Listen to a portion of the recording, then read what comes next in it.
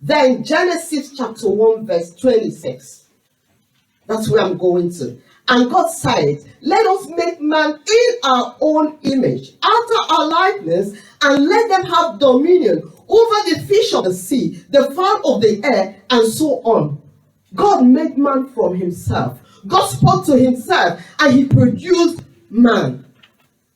God gave man dominion over everything on this earth.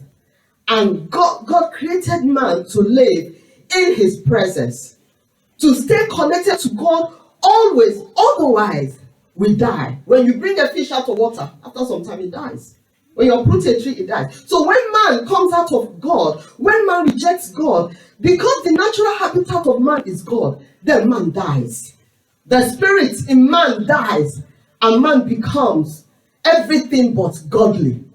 Man begins to exhibit animalistic tendencies. Man begins to do things that you ask yourself, why is this man doing this? Why? Doesn't he have feelings? Is he not a human being? Because he has come out of God. The spirit man is completely dead. When I talk about man, I'm talking about the generic man. I'm talking about male and female. I'm not just talking about male. I'm talking about male and female. Outside God, man dies spiritually. And it's just the flesh that controls. It's just the flesh that leads. The flesh that guides. And the Bible says the flesh cannot please God. The flesh brings chaos. The world is in chaos today because man is just being guided and led and controlled by the flesh. Leaders are just looting public treasuries. They are controlled by greed. They are controlled by the flesh.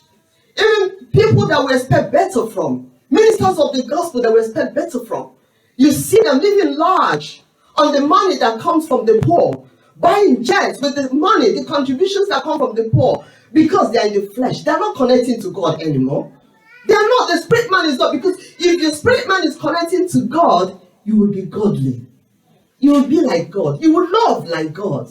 You will be kind like God. You will cherish fellow human beings like God. You won't abuse your wife. You won't take advantage of a young girl because you feel she has feelings towards you. You won't take advantage of a young boy because the boy is ignorant and he's trusting you to guide him.